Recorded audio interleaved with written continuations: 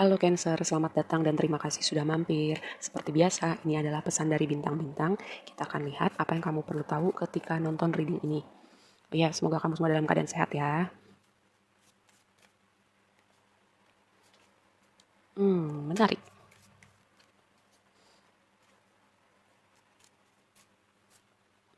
Baik, di sini di waktu lampau ada Venus, beloved, tersayang, terkasihi. Di waktu lampau ada sesuatu yang berhubungan dengan hubungan romantis tentu saja, tapi Venus tidak cuma berbicara tentang hubungan romantis, tapi juga sesuatu yang kamu anggap berharga. Di waktu sekarang ada 12 house, introspeksi. Aku selalu bilang kalau rumah ke-12 dan rumah ke-8 itu adalah rumah kegelapan, tapi dengan kita masuk dalam kegelapan, kita akan selalu belajar dari situ ya. Ada aspek yang tidak nyaman di waktu yang akan datang, lalu blessingnya buat kamu adalah 11 house. Ini tentang keluarga jiwa kamu, tentang orang-orang yang akan kamu temuin setelah kamu berevolusi lebih jauh. Dan tantangannya adalah sesuatu dari waktu lampau. Oke, mari kita bahas lebih lanjut. Di waktu lampau ada apa dengan Venus kamu? Oke, King of Swords. Mungkin dengan sosok King of Swords, orang ini kayak terlihat dingin, atau emang dingin ya. Emperor. Oke, baik. Ada orang yang gini, di waktu lampau kalau berbicara Venus ya, ini sesuatu yang berhubungan dengan hubungan romantis. Ada awalan yang baru untuk hubungan romantis kamu. Seperti ada orang yang membuat pergerakan, ayo hubungan ini kita bawa ke tahapan yang lebih serius. Atau ada orang yang menyatakan perasaannya sama kamu. Atau kamu menyatakan perasaan kamu pada orang. Ya, Emperor, energi pergerakan. Energi orang yang ambil kendali. Walaupun bahkan mungkin gini ya, salah satu pihak itu kayak terkejut gitu. Karena apa? Mungkin salah satunya itu yang menyatakan perasaan bisa kamu, bisa orang yang satunya berpikir bahwa kok lu terlihat dingin, gue pikir lu gak suka sama gue, ternyata lu suka sama gue, gitu ya. Atau kalau ini gak berbicara hubungan romantis, ada sesuatu. Karena apa? Venus itu berbicara selain uh, cinta, kasih sayang, berbicara juga tentang value, berhubungan dengan abundant ya. Ada sesuatu yang baru yang bisa jadi juga pemulihan dengan aspek finansial kamu di waktu lampau dengan kamu menjadi emperor. Ada yang berprogres, ada yang upgrade dengan dunia finansial kamu. Oke, di waktu sekarang ada 12 house, rumah kegelapan. Ada apa dengan rumah kegelapan kamu? Oke, ada sosok Queen of Cups. Queen of Cups ini energi water ya, water energy. Bisa Cancer, Scorpio, bisa bisa bisa juga ini merepresentasikan kamu ya. Ada apa nih? Karena Queen of Cups ini bisa berbicara sosok seseorang atau apa yang perlu kamu lakukan gitu. Oke, berdamai dengan sosok si Queen of Cups atau berdamai dengan masa lalu. Ya, baik. Ini ya. Berdamai, Two of Swords, Three of Swords, berdamai dengan apapun ini yang melukain kamu ya. Dengan Two of Swords itu aku selalu melihat bahwa ketika itu muncul gitu, ada suatu part dari masa lalu, terutama di deck ini, dengan sosok Queen of Cups, atau gini, karena ini berhubungan dengan kegelapan ya, bisa jadi sebagian dari kamu ada isu tertentu yang perlu kamu gali lebih jauh dan kamu butuh bantuan orang lain. Ya, misalnya psikolog, misalnya konselor, atau psikiater gitu. Ada kondisi tertentu yang kamu nih harus kamu secara sadar melakukan langkah ya, melakukan langkah tertentu untuk membawa perubahan dalam hidup kamu dengan tadi berkonsultasi dengan orang-orang yang tadi aku sebutkan. Ini pesannya spesifik ya, ada yang perlu denger ini tapi. Dan ini untuk satunya lagi, ini berhubungan dengan sosok orang dari masa lalu kamu ya, yang kamu perlu berdamai dan dengarkan intuisi kamu. Ya, dengarkan intuisi kamu. Berdamai itu, kamu juga perlu tahu kalau misalnya dia orang ini datang kembali gitu. Dengarkan intuisi kamu untuk melakukan apa dengan situasi ini, dengan orang ini. Lalu di waktu yang akan datang ada debilitated, kata kuncinya ketidaknyamanan.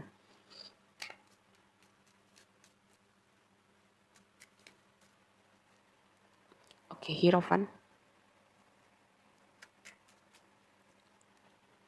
Strength, oke, Major Arcana, semua di waktu yang akan datang. Queen of Pentacles, gini. Ketidaknyamanan ini berhubungan dengan pertama. Ini berbicara tentang pola pikir sesuatu yang tradisional, sesuatu yang udah berlangsung lama. Stabilitas, cara berpikir yang harus berubah. Hanya karena suatu hal berlangsung udah lama gitu, bukan berarti itu sebuah kebenaran yang mutlak. Ini sebuah pertanyaan pada diri kamu gitu ya, untuk melihat lebih jauh. Kamu perlu kritis, kamu perlu mengkritisi hal-hal tertentu di hidup kamu, cara kamu dibesarkan, budaya yang kamu bawa. Kamu perlu mengkritisi itu, apa yang kamu perlu lihat lebih jauh. apa yang perlu kamu pertanyakan, apakah itu sudah berkontribusi untuk kebaikan kamu. Ya, bisa juga ini ketidaknyamanan dalam hubungan kamu, apa yang kamu perlu lihat. Yang tadi gitu, karena di sini ada tema berdamai dan rumah kegelapan. Mungkin cara kamu berdamai dalam hubungan kamu dengan masa lalu kamu, atau bahkan mungkin sesuatu yang kamu bawa dari masa kecil ya, itu rasanya nggak pernah nyaman gitu. Tapi ketika kamu berani masuk dalam ketidaknyamanan untuk melihat lebih jauh kegelapan dalam diri kamu, part-part dalam hidup kamu yang tadinya kamu nggak lihat atau kamu nggak mau lihat, di situ kamu mau membawa perubahan dalam hidup kamu ya, dan mendefinisikan kembali stabilitas kamu. Aku melihat banyak orang gitu dalam reading ini ya. Ada King of Swords, ada Queen of Cups, ada Queen of Pentacles. Bisa jadi kamu terhubung dengan banyak orang ya, dengan evolusi dinamika hubungan ini atau situasi ini. Atau ini evolusi energi kamu dengan Queen of Pentacles di sini ya. Ini mendefinisikan kembali stabilitas kamu, progresi finansial kamu, stabilitas kamu. Kamu bisa melihat perubahan itu ketika kamu belajar menyelami ketidaknyamanan ya. Ketika kamu belajar menyelami ketidaknyamanan, ketika kamu belajar kritis, kamu melihat lebih jauh. Kayak kamu mempelajari hal-hal tertentu. Kamu berani mempertanyakan hal-hal yang udah berlangsung lama di hidup kamu. Apakah itu fakta yang sesungguhnya? Apakah itu kebenaran yang sesungguhnya? Seperti itu ya. Rasanya memang tidak nyaman. Kadang menjadi kuat itu adalah sebuah keharusan, bukan pilihan lagi. Terutama ketika kamu menyelami kegelapan dalam hidup kamu. Tapi itu membawa kamu dengan 11 house ini, rumah ke-11. 11 house itu kata kuncinya community. Tapi gini, aku mengartikan 11 house itu adalah mirip energinya sama Three of Cups. Orang-orang yang akan kamu temuin ketika kamu udah berevolusi jauh. Kamu udah banyak berubah secara karakter. Kamu akan ketemu sama orang-orang dengan vibrasi tinggi. Karena kamu udah juga gitu upgrade vibrasi kamu. Dengan kamu berubah, kamu upgrade vibrasi kamu.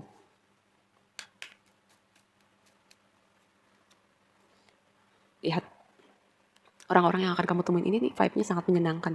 Seperti kamu mungkin akan bertanya, lu kemana aja selama ini? Kok gue gak pernah nemuin orang-orang kayak lu gitu. Kayak entah itu konteks pertemanan, entah itu orang-orang yang akan kamu temuin dalam bisnis atau pekerjaan kamu. Kamu akan bertanya gitu, kok kita baru jadi teman sekarang ya? Kok kita baru jadi pasangan sekarang ya? Kenapa aku gak ketemu kamu dari dulu? Hal-hal semacam itu. Ya, kayak orang-orang yang akan kamu temuin ini sebuah blessing, sebuah berkat yang baru akan kamu pahamin gitu. Ketika kamu udah banyak berubah secara karakter, banyak berevolusi, banyak bertransformasi, lihat di dasar dek kebahagiaan yang luar biasa buat kamu. Kayak yang tadi aku bilang di sini blessing kamu. Ketika kamu berani menyelami ketidaknyamanan, kamu akan melihat banyak perubahan, terutama juga kamu akan melihat manifestasi kamu ya.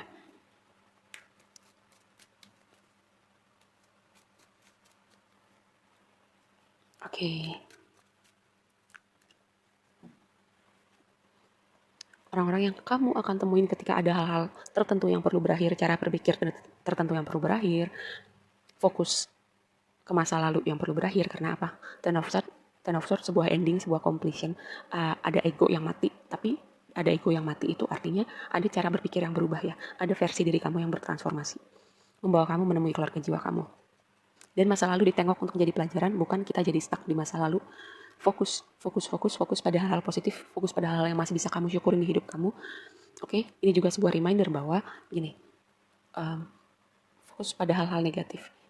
Kenapa gitu? Kenapa kamu fokusnya pada hal negatif? Kenapa kamu fokusnya ke masa lalu? Padahal keadaan udah berubah. Padahal semesta mendatangkan situasi baru, gitu, banyak berkat baru, itu orang-orang baru. Apa yang membuat kamu masih menengok ke belakang? Coba ya, ini sebuah reminder tentang fokus kamu. Karena tantangan kamu adalah masa lalu. South Note, kata kuncinya pas gitu. South Note ini berbicara ketika ada orang-orang tertentu, situasi tertentu yang men-trigger kamu. Ya, kenapa? Karena ada part dalam diri kamu yang perlu kamu lihat atau kamu bereskan. Supaya apa? Itu gak menjadi trigger kamu lagi di waktu yang akan datang.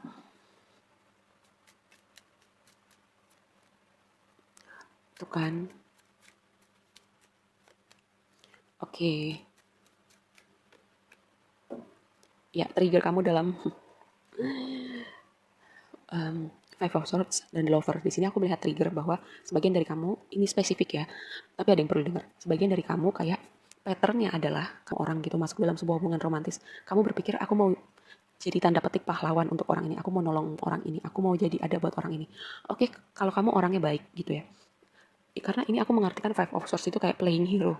Berusaha menyelamatkan. Ya, berusaha memperbaiki. Kalau misalnya gini, misalnya orang ini punya kecanduan ya, entah alkohol, entah narkoba, entah apapun itu. Terus kamu mau jadi pahlawan untuk orang ini. Aku mau orang ini berubah.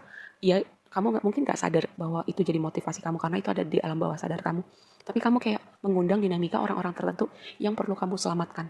Ya, ini sebuah pesan buat kamu karena kamu masuk dalam sebuah hubungan itu harusnya hubungan seimbang ya, bukan satu orang jadi pahlawan untuk jadi pahlawan untuk orang yang satunya. Karena apa?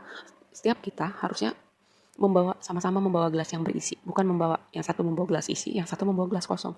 Jadi si orang dengan gelas kosong ini berharap bahwa salah satunya akan memberikan kepada si gelas kosong ini ya.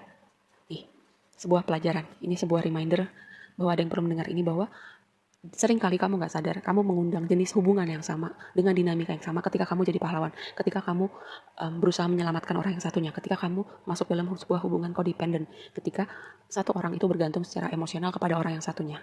Ya, ini sebuah reminder, semoga kamu ada perubahan dalam cara berpikir kamu dari hubungan-hubungan kamu sebelumnya. Coba kamu lihat lebih jauh gitu, pattern, pola-pola apa yang muncul dalam hubungan kamu yang sebelumnya. Mungkin ini waktunya kamu sendiri dulu ya, untuk kamu yang belum masuk dalam sebuah rumah tangga gitu.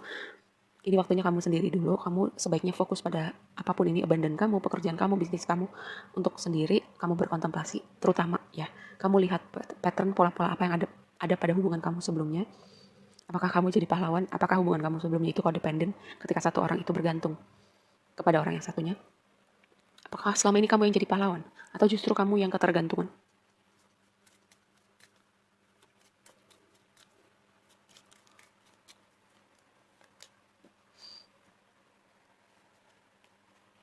Oke, itu kan.